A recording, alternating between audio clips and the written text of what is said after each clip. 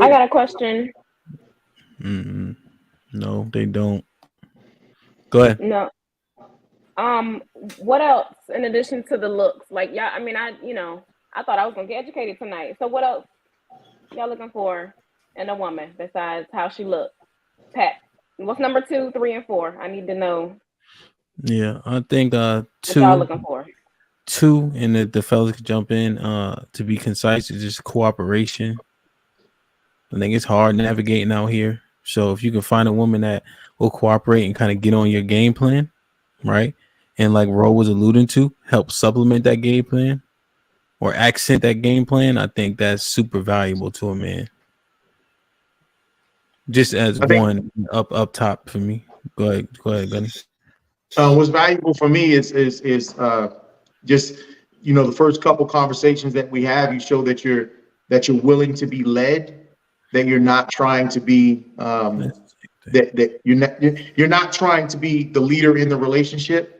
That you're willing to be led in a relationship by the man that qualifies, and I can get a lot of that from basic conversation. So that's definitely something that's important. Good conversation, being able to communicate, just going to the park, being able to sit down for a couple of hours and just talk. That's definitely a bonus. Not being superficial, not being money driven. Just basic qualities of just a good human being. The same things that you would look for in a good friend, a good communicator, just a good friend, and you find that in a woman. So Yeah. Ask Abe with the $5 super chat. Men are fooled by assumptions all the time. Not gonna change. I'll say number 2 is like, it comes down to loyalty. And loyalty's got a couple different things that comes with that. That's, communication, and that's transparency. That's the best thing I could say is like loyalty, transparency, and communication. Like that's one thing a lot of women are okay with the little white lies, and then the white lies kind of add up. And the dude's like, man, yeah, I don't really care. She probably lying about that shit. But at the end of the day, it's like you want a man to not be dragging you around. That's the number one thing that women do is drag men around and say that, oh, no, I ain't talking to nobody else, but yet they are, And that's why I kind of brought that up right there. I think loyalty. Yeah. Okay, thank y'all. I think that's insightful. I do have a follow-up question. I think it was Gunny. You said something about the woman that she needs to be led. Can you just help me understand what that looks like? What does it look like for a woman to be led? It's a serious question for me. I need somebody to spell it out and just show me or tell me what it looks like.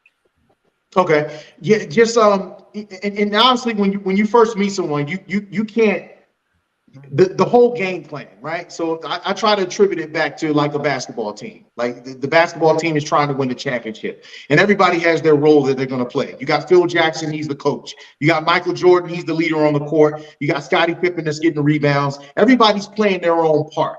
So when you meet someone, especially a woman, you meet a woman with the intention of knowing that she is ready to play her part in winning the championship. It might be getting a big house. It might be being successful, whatever the case may be. But you want someone who is able to grow and you both benefit from that growth. But in order to do that, there has to be someone in charge. There has to be someone that plays a certain part. So as men, that's what we're looking for right off the bat. Is she willing to play her part to achieve this goal of being successful? Because if I'm trying to be successful and I'm trying to meet a woman that's ultimately trying to be successful too, bam, we come together, we make this great team. You play your role, I play my role, and bam, we're good. So that's what I mean by a woman that's willing to be led, because it doesn't happen anywhere in life where there's two leaders. It has to be one leader. And going into it, as men that are willing to lead and ready to lead, we know that that's the role that we're supposed to play. So we're not looking for another leader.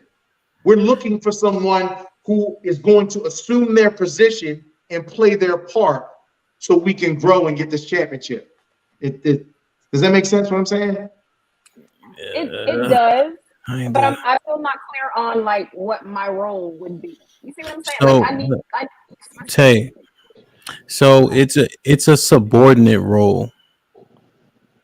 You know, subordinates still have responsibilities, but they don't have the accountability, right? So if I'm running a project, right, and my subordinates don't do what they're supposed to do, yeah, I'm gonna hold them responsible, but I'm accountable for the entire thing, and then I have to maybe go down there and do that role myself too, right? So you're in that role where you still protected, but you have to do your part in the best way, right? But if shit hits the fan, it's on me because it's my program. You'll see kids get recruited to play a sport, but they'll be great, but they can't go to this school because they don't fit in that system. So it's very important for that woman to fit into that man's system, right? In the best role and responsibilities, right? So she can accentuate said system that already exists because he provided it and then she got into that system. That's key. Does that make sense? And that's why I tried to use a softer word earlier when I said cooperative, but Gunny largely said the same, kind of similar as the first trait.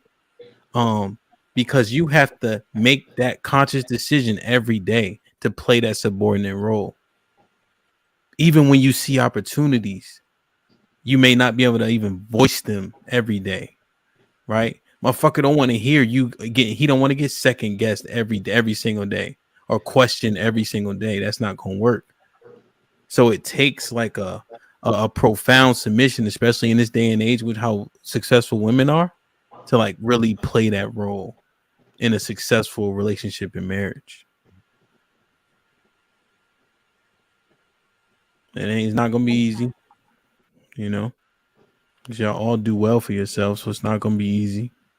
And like sis said they tired of these niggas. So now they just gonna say, fuck it, I'm just gonna chill. But we know that doesn't nobody really wants that. Not men either, honestly. You know. Men got more options though. That's what these American women don't understand. Men got a lot of options, especially they got money. You got unlimited options in the age of the internet. And you know, it's sad that like I'm gonna understand. I'm not gonna be able to get everything I want from the woman, but there's some things that are non-negotiables. You can't overlook them ever. Yeah. I would say number 3 is organization.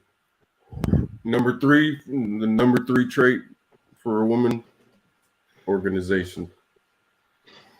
I'm just gonna say something about chaotic real quick. I read a study, and you actually get high from running. So he running around high everywhere. He's irresponsible. You're irresponsible, chaotic. Yeah.